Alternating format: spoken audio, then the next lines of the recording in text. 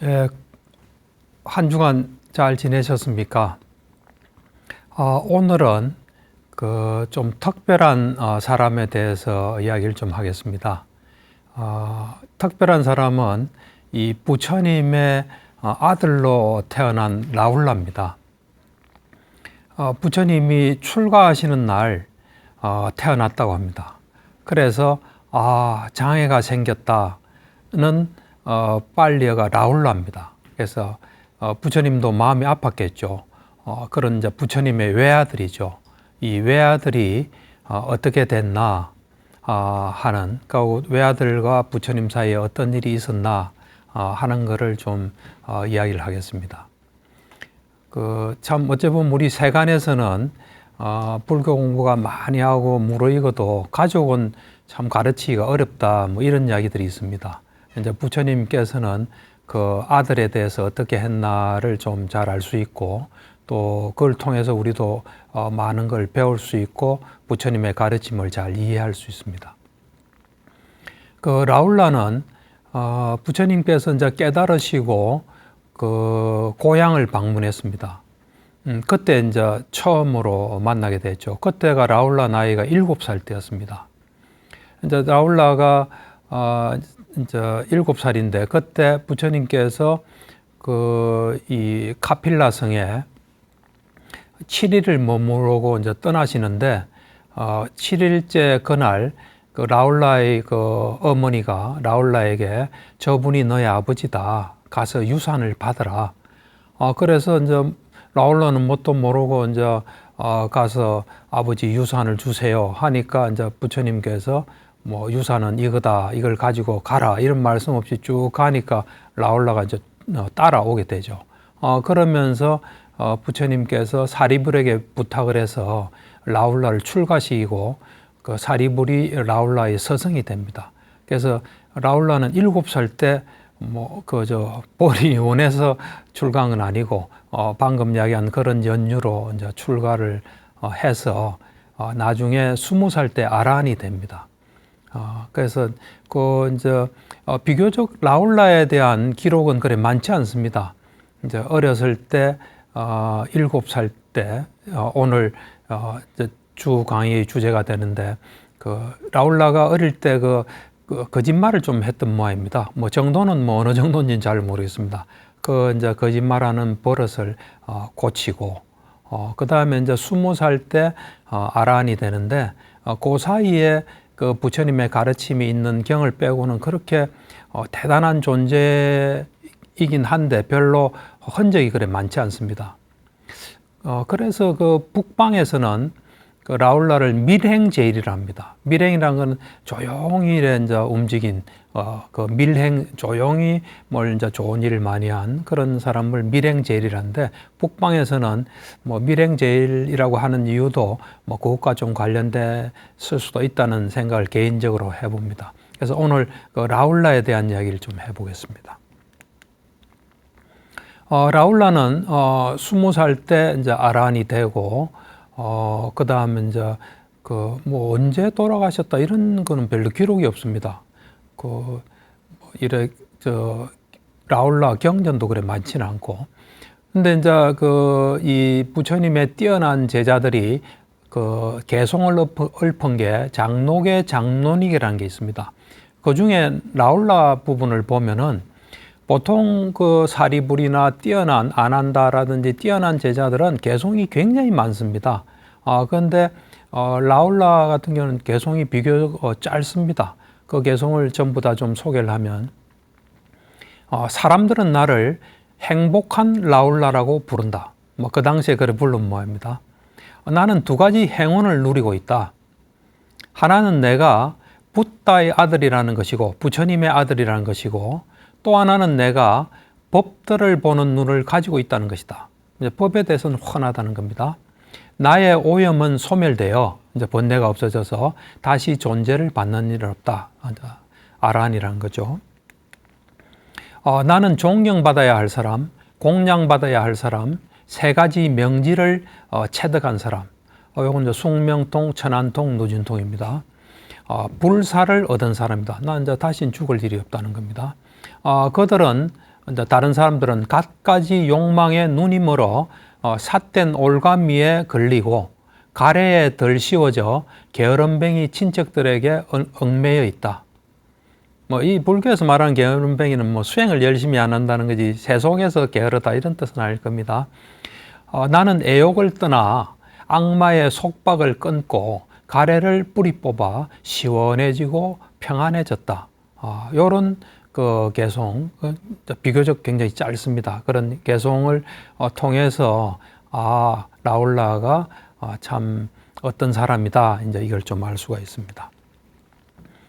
그 다음에 이제 수타니빠따에 라울라 경이라고 있는데, 이건 이제 부처님께서 라울라에게 이런 이야기를 했습니다. 라울라가 이제 출가한 상태니까 출가자는 4가지 필수품이 있습니다. 그거로서 이제 살아가게 되는데, 그러니까 입는 옷이라 할까, 음식, 그 다음에 아플 때 그 의약품, 그 다음 이제 거처 이건데, 이제 우리 세속인은 세속에 좀 집착을 갈 수 있지만 또 출가자도 이런 것에 좀 그 어떤 집착이 생길 수 있습니다. 그래서 부처님께서 이런 말씀하셨어요. 의복과 얻은 음식과 필수의약과 침구와 깔개 이런 것에 가래를 가져서는 안 된다. 조그마한 가래도 가지지 마라. 그래 가지지 말고 다시는 태어나지 말아라. 이제 이런 이야기를 해요. 그러니까 부처님께서 아들에게 하는 이야기는 절실한 얘기겠죠. 그건 우리한테도 다 해당되죠. 그러니까 다시는 어떤 집착, 가래를 가져서 세상에 태어난 일이 없도록 해라. 이제 이야기입니다. 그 다음에 이제 앙구따라 니까야 하나의 몸에 보면은 이제 세종께서 제자들에 대해서 누구는 뭐가 제일이고 누구는 뭐가 제일이다, 어떻습니다. 이제 이런 말씀하셨는데 라울라에 대해서는 배우기를 좋아하는 비구 가운데서 어떻습니다. 그런 말씀을 했습니다. 그러니까 뭔가를 배우는 열망이 굉장히 강한 거죠. 그런 비구 중에 라울라가 최고다. 정말 열심히 배우려 한다는 겁니다. 근데 이제 실제로 이렇게 부처님의 제자 중에서 어느 부분에서 최고가 된다는 건 굉장히 어려운 일입니다. 희귀한 일이고 엄청난 노력을 필요로 하는데 이 라울라가 이렇게 부처님, 석가모니 부처님 이 회상에서 이런 배우기를 좋아하는 최고의 비유가 된 것은 과거에 어떤 염원을 세우고 계속 노력한 결과입니다. 빠두무따라라는 부처님이 있었습니다. 이제 이 부처님은 석가모니 부처님께서 이 수메다 존자라고 수메다 존자인 속인일 때 연등불이 태어납니다. 연등불이 출현합니다. 그때 이제 연등불을 만났을 때 그 연등불이 그 수메다 존자, 그러니까 이제 과거의 부처님의 과거 전생이죠. 그 존자에게 당신은 사성지 10만 급 후에 부처가 된다 하는 수기를 주었습니다. 수기란 건 이제 예언을 하는 거죠. 했는데 그렇게 이 연등불만 이 석가모니 부처님에게 수기를 준 게 아닙니다. 24분의 부처님이 수기를 줬어요. 그래서 그 중에 이제 빠두무따라 부처님이 10번째 그 수기를 준 분입니다. 빠두무따라 부처님 당시에 보살이 이제 빠두무따라 부처님 만났을 때 당신은 앞으로 부처가 된다 하는 수기를 줬는데 이 빠두무따라 부처님 이 시대에 이제 그때도 누가 어떠미고 이런 이야기를 할 때 가르침과 훈계를 기꺼이 받아들이는데 이 비구가 어떻습니다 하는 그 이야기를 이제 라울라가 그 당시에 듣고 나도 앞으로 부처님 이 계시는데 태어나서 그때 내가 가르침과 훈계의 제일인 제자가 돼야 되겠다. 이제 그래 마음을 먹었습니다. 그리고 주석서에 의하면은 빠두무따라 부처님 그 당시에 라울라가 내가 그 부처님의 아들로 태어나서 아라한이 되고 싶다. 그런 이제 염원을 세웠다 그럽니다. 그리고 실제로 이 라울라는 어렸을 때 그 모래를 이래 한 주먹 이래 탁 들면서 오늘 내가 이 모래알처럼 많은 가르침을 내가 꼭 받겠다. 그런 염원을 항상 마음 다짐을 했다고 합니다. 그래서 이제 부처님께서 라울라를 가르친 경은 니카야에 뭐 여러 개 있습니다. 그래서 이제 최초의 경은 마찌마니까야 오늘 할 내용인데 암발라티카 라울라 교계경이라는 게 있습니다. 마찌마니까 61번째 경인데 있고 그 다음에 이제 라울라 존재가 짧은 라울라 교계경을 통해서 이제 20살에 아란이 됩니다. 이제 그 외에도 라울라를 가르친 경들이 몇 개 더 있고 그런 것들을 앞으로 오늘 이 시간 또 다음 시간에 이제 이야기를 할 겁니다. 그래서 이제 처음으로 소개할 경은 암발라티카에서 라울라를 교계한 경입니다. 라울라를 가르친 경입니다. 이제 주석서에 의하면 이 경은 부처님께서 라울라 존자가 7살 때 설하셨다고 합니다. 이 경의 이제 내용을 아소카 왕이 접하고 아소카 왕은 거의 뭐 전륜 성왕에 해당된다고 할 수 있습니다. 굉장한 왕이었는데 처음에는 이제 이 뭐 여러 나라를 정복할 정도니까 야망도 많고 뭐 또 좀 잔인한 면도 있었겠죠. 근데 이제 이 왕이 부처님 가르침을 접하고는 이런 그 법을 보호하는 왕으로 이제 바뀌는데 이 아소카 대왕이 이제 중요한 이야기들은 비문에 이래 다 비를 세우고 그 석주를 세우고 거기에 그 기록을 남겼는데 그 아소카 대왕의 비문에 모든 비구 비구니 제가의 남녀 신도가 듣고 사유해야 된 경의 하나로 이 경을 언급을 하고 있습니다. 그러니까 굉장히 중요하고 저도 전적으로 동의를 합니다. 만약에 우리가 이 경을 초기 경전을 암송한다면 대념처경, 그 다음에 이경, 뭐 보배경, 자해경, 축복경 이런 것들을 매일 하면 참 좋습니다. 그래서 이 경도 굉장히 저도 중요하고 이 경에 어찌 보면 불교의 어떤 가르침의 핵심이 들어 있습니다. 예, 이제 구체적으로 경전에 들어가기 전에 이제 부처님의 아들은 라울라였고 또 부인이 있었지 않습니까? 그 부인에 대해서 간단하게 좀 이야기를 하고 넘어가겠습니다. 부인도 야소다라라는 분인데 이분도 나중에 비구니로 출가를 합니다. 출가를 해서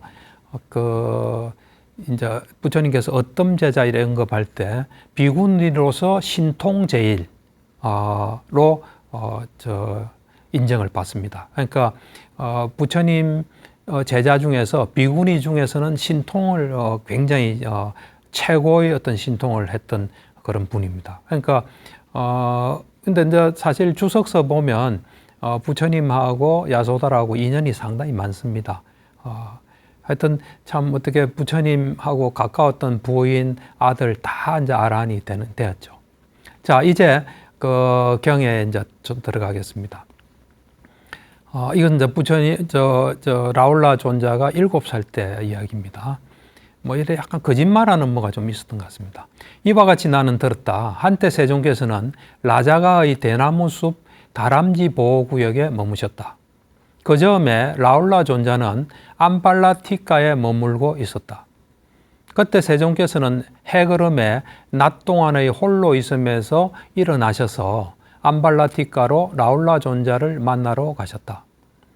라울라 존자는 세종께서 멀리서 오시는 것을 보았다. 보고는 자리를 마련하고 발 씻을 물을 준비하였다. 그 당시 이제 맨발로 다녔기 때문에 어디 실내로 들어갈 때는 항상 발을 씻었습니다. 세종께서는 마련된 자리에 앉으셨다.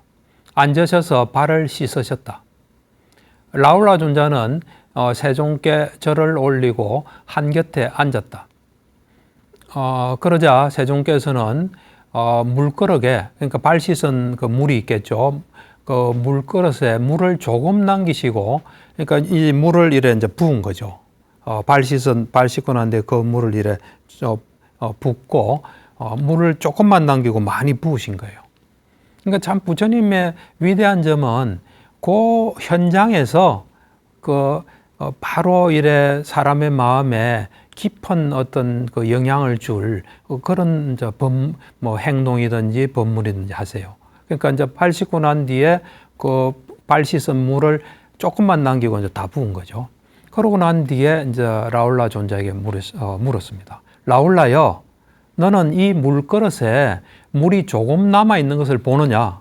뭐 볼 수밖에 없죠. 그 조금 남아 있으니까 붓고 그런 걸 현장에서 바로 봤으니까. 그렇습니다, 세존이시여. 라울라여, 고의로 거짓말하는 것을 전혀 부끄러워하지 않는 자들의 출가 수행이라는 것도 이와 같아. 출가 수행해봤자 조금밖에 뭐 이득이 없다는 거죠.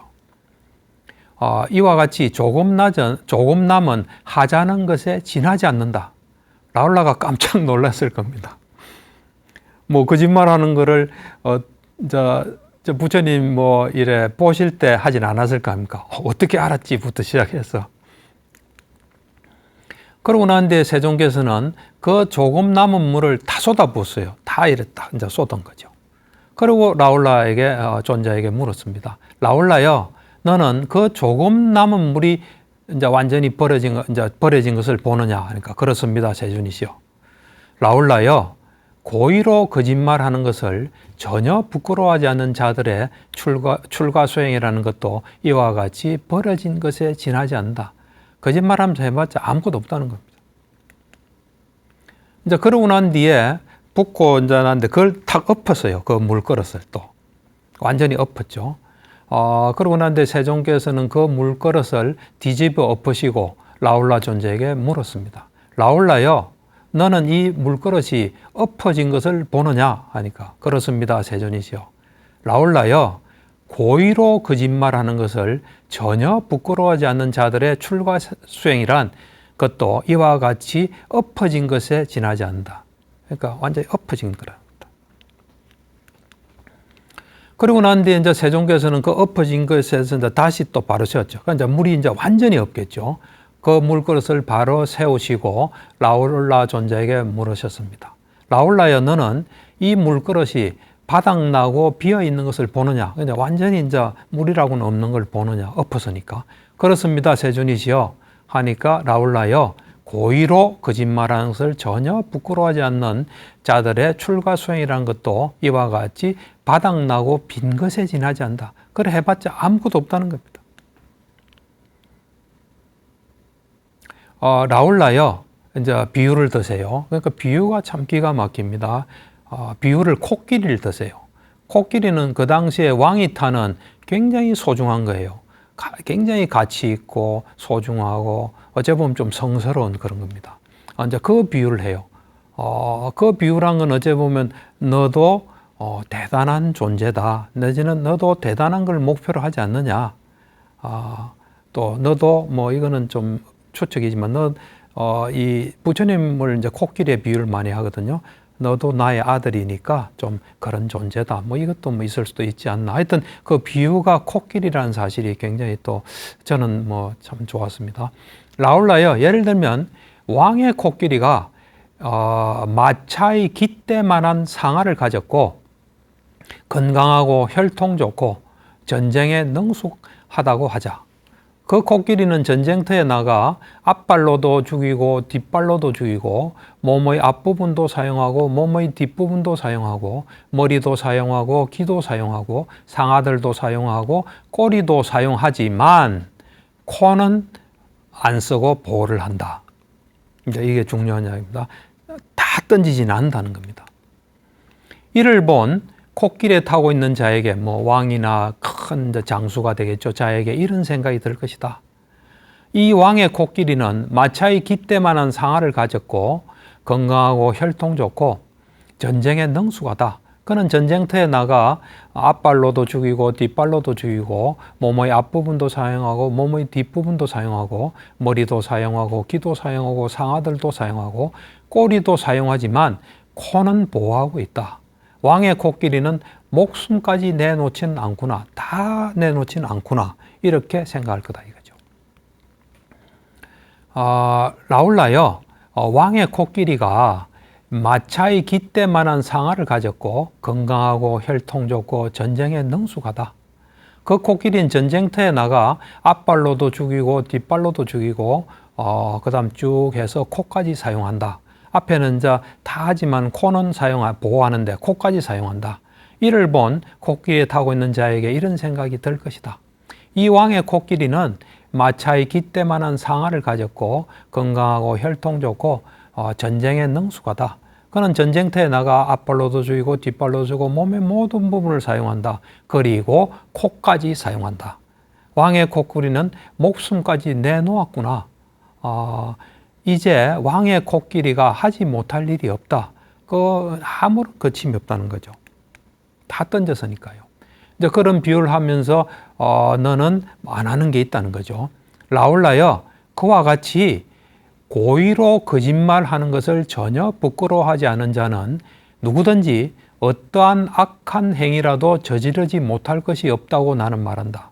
그런 것 같으면 다른 것도 그럴 수 있다는 겁니다. 라울라여, 그러므로 너는 이제 어떻게 마음 먹어야 되냐면 나는 농담이라도 결코 거짓말을 하지 않으리라 하고 앞으로 마음을 먹어야 된다 하고 이제 가르침을 줍니다. 이제 그러고 난 뒤에 또 이제 이런 가르침을 주세요.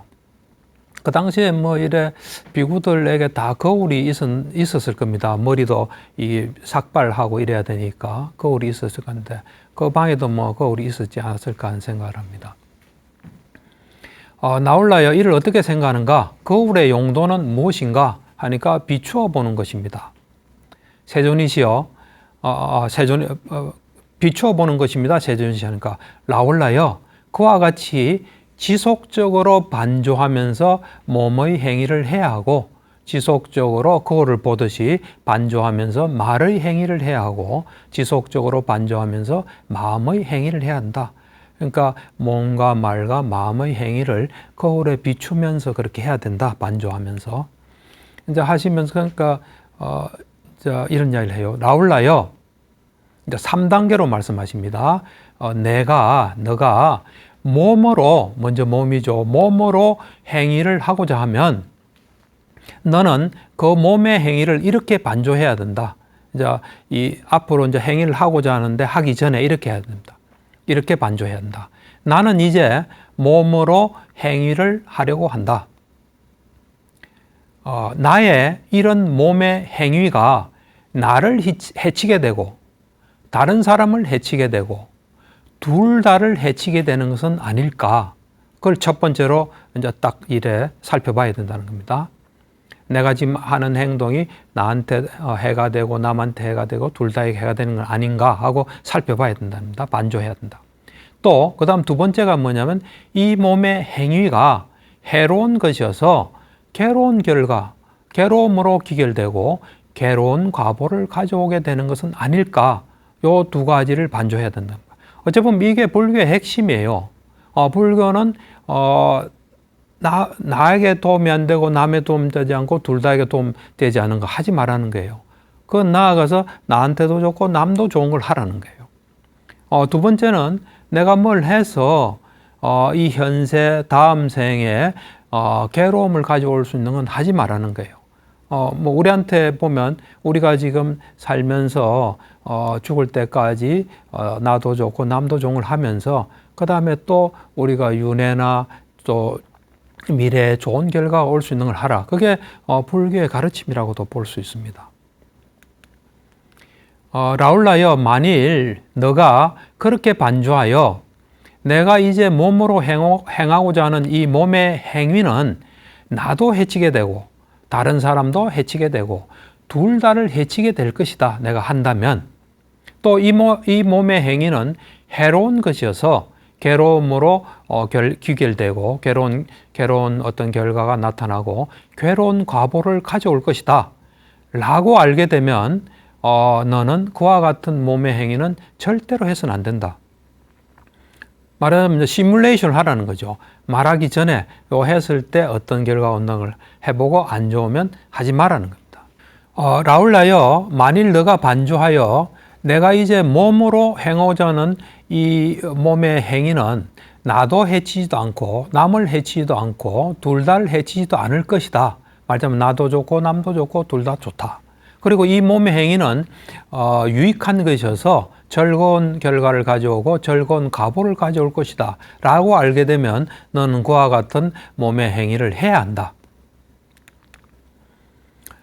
그런데 이제 시작은 되는 거죠. 그러니까 앞에 이거 괜찮다 해서 하면 계속 하라는 건 아닙니다. 그 다음에 하는 도중에 또 작업을 해라는 겁니다. 라울라여, 만일 너가 몸으로 행위를 하고 있다면 너는 그 몸의 행위를 이렇게 반조해야 한다.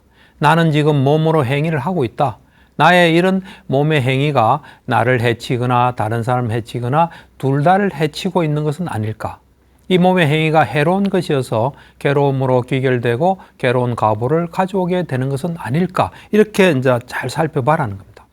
라울라여, 만일 너가 그렇게 반주하여 내가 지금 몸으로 행하고 있는 이 몸의 행위는 나도 해치고 다른 사람도 해치고 둘 다를 해치고 있는 것이다. 이 몸의 행위는 해로운 것이어서 괴로움으로 귀결되고 괴로운 과보를 가져오는 것이다. 라고 알게 되면 너는 그와 같은 행위는 중지해야 된다. 하면서 그걸 보고 그러면 중지해라는 겁니다. 라울라여, 만일 너가 반주하여 내가 지금 몸으로 행하고 있는 이 몸의 행위는 나도 해치고 있는 것도 아니고 다른 사람을 해치고 있는 것도 아니고 둘 다를 해치고 있는 것도 아니다.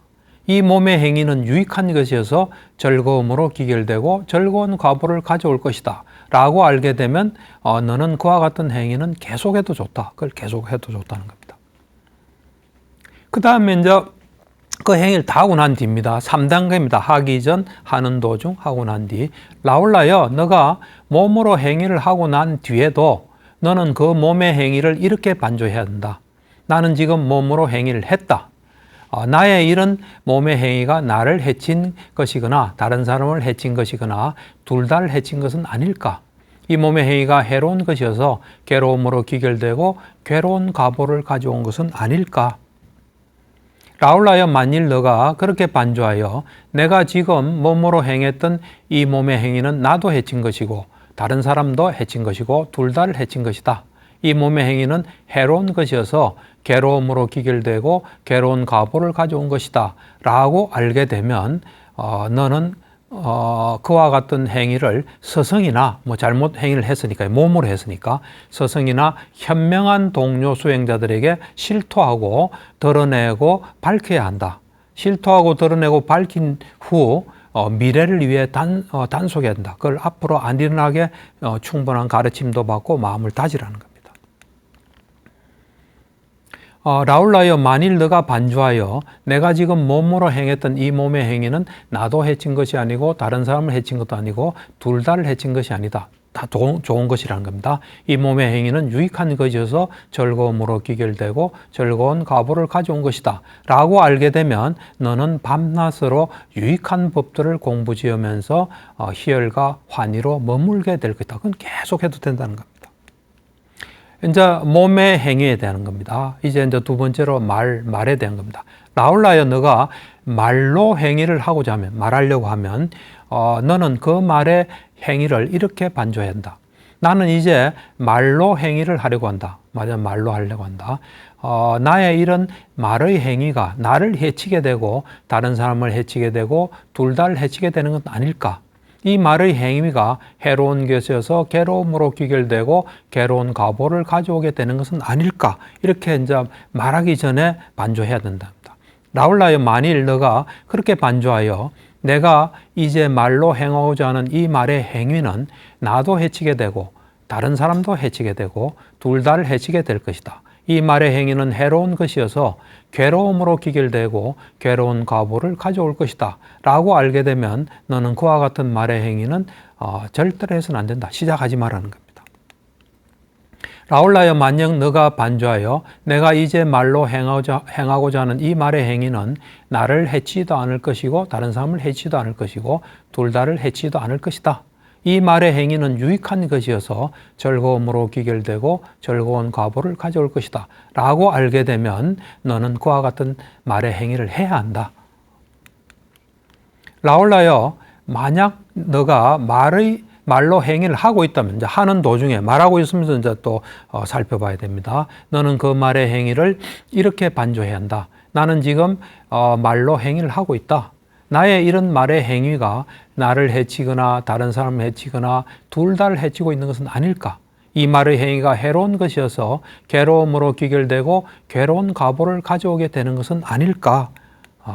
라울라여, 만약 너가 그렇게 반주하여 내가 지금 말로 행하고 있는 이 말의 행위는 나도 해치고 남도 해치고 둘 다를 해치고 있는 것이다. 이 말의 행위는 해로운 것이어서 괴로움으로 귀결되고 괴로운 과보를 가져오는 것이다 라고 알게 되면 너는 그와 같은 말의 행위는 중지해야 된다. 중지하라는 겁니다. 하다가 딱 보고. 라울라여, 만약 너가 반주하여 내가 지금 말로 행하고 있는 이 말의 행위는 나를 해치고 있는 것도 아니고 다른 사람을 해치고 있는 것도 아니고 둘 다를 해치고 있는 것도 아니다. 이 말의 행위는 유익한 것이어서 즐거움으로 귀결되고 즐거운 과보를 가져오는 것이다 라고 알게 되면 너는 그와 같은 말의 행위는 계속해도 좋다. 그래서 이제 그 다음은 말을 이제 하고 난 뒤입니다. 라울라여, 너가 말의 행위를 하고 난 뒤에도 너는 그 말의 행위를 이렇게 반조해야 한다. 나는 지금 말로 행위를 했다. 나의 이런 말의 행위가 나를 해친 것이거나 다른 사람을 해친 것이거나 둘 다를 해친 것은 아닐까. 이 말의 행위가 해로운 것이어서 괴로움으로 귀결되고 괴로운 과보를 가져온 것은 아닐까. 가져오는 것은 아닐까. 가져온 것은 아닐까. 라울라여, 만일 너가 그렇게 반조하여 내가 지금 말로 행했던 이 말의 행위는 나도 해친 것이고 다른 사람도 해친 것이고 둘 다를 해친 것이다. 이 말의 행위는 해로운 것이어서 괴로움으로 귀결되고 괴로운 과보를 가져온 것이다 라고 알게 되면 너는 그와 같은 말의 행위를 이제 말로 한 것이니까 직접 드러난 것이니까요. 서성이나 현명한 동료 수행자에게 실토하고 드러내고 밝혀야 한다. 실토하고 드러내고 밝힌 뒤에 미래를 위해 단속해야 한다. 다시는 그것이 일어나지 않을 장치를 마련해야 된다는 겁니다. 라울라여, 만일 너가 반주하여 내가 지금 말로 행했던 이 말의 행위는 나를 해친 것도 아니고 다른 사람을 해친 것도 아니고 둘 다를 해친 것도 아니다. 이 말의 행위는 유익한 것이어서 즐거움으로 귀결되고 즐거운 과보를 가져온 것이다 라고 알게 되면 너는 밤낮으로 유익한 법들을 공부를 하면서 희열과 그렇게 실천하면서 희열과 환희로 머물게 될 것이다. 이제 마지막으로 이제 마음속으로 하는 행위입니다. 라울라여, 너가 마음으로 행위를 하고자 하면 너는 그 마음의 행위를 이렇게 반조해야 한다. 나는 이제 마음으로 행위를 하려고 한다. 나의 이런 마음의 행위가 나를 해치게 되고 다른 사람을 해치게 되고 둘 다를 해치게 되는 것은 아닐까. 이 마음의 행위가 해로운 것이어서 괴로움으로 귀결되고 괴로운 과보를 가져오게 되는 것은 아닐까. 라울라여, 만약 너가 그렇게 반주하여 내가 이제 마음으로 행하고자 하는 이 마음의 행위는 나를 해치게 되고 다른 사람도 해치게 되고 둘 다를 해치게 될 것이다. 이 마음의 행위는 해로운 것이어서 괴로움으로 귀결되고 괴로운 과보를 가져올 것이다 라고 알게 되면 너는 그와 같은 마음의 행위는 절대로 해서는 안 된다. 그걸 머릿속으로 있는 것을 멈추라는 겁니다. 라울라여, 만일 너가 반주하여 내가 이제 마음으로 행하고자 하는 이 마음의 행위는 뭔가 생각을 하거나 뭐 여러 가지 하겠죠. 행위는 나를 해치지도 않을 것이고 다른 사람을 해치지도 않을 것이고 둘 다를 해치지 않을 것이다. 이 마음의 행위는 유익한 것이어서 즐거움으로 귀결되고 즐거운 과보를 가져올 것이다 라고 알게 되면 너는 그와 같은 마음의 행위를 해야 된다. 그 마음의 행위를 마음으로 하는 걸 이제 해라는 겁니다. 라울라여, 만약 이제 그걸 하고 있는 동안입니다. 그러니까 이 몸이나 말, 미세한 마음이라도 이제 하고 있을 때 똑같이 이제 3단계를 하는 겁니다. 만일 너가 마음으로 행위를 하고 있다면 너는 그 마음의 행위를 이렇게 반조해야 한다. 나는 지금 마음으로 행위를 하고 있다. 나의 이런 마음의 행위가 나를 해치거나 다른 사람을 해치거나 둘 다를 해치고 있는 것은 아닐까. 이 몸의 행위가 해로운 것이어서 괴로움으로 귀결되고 괴로운 과보를 가져오게 되는 것은 아닐까. 라울라여, 만일 너가 그렇게 반주하여 내가 지금 마음으로 행하고 있는 이 마음의 행위는 나도 해치고 다른 사람도 해치고 둘 다를 해치고 있는 것이다. 이 마음의 행위는 해로운 것이어서 괴로움으로 귀결되고 괴로운 과보를 가져오는 것이다 라고 알게 되면 너는 그와 같은 마음의 행위는 중지한다. 스톱하라는 겁니다.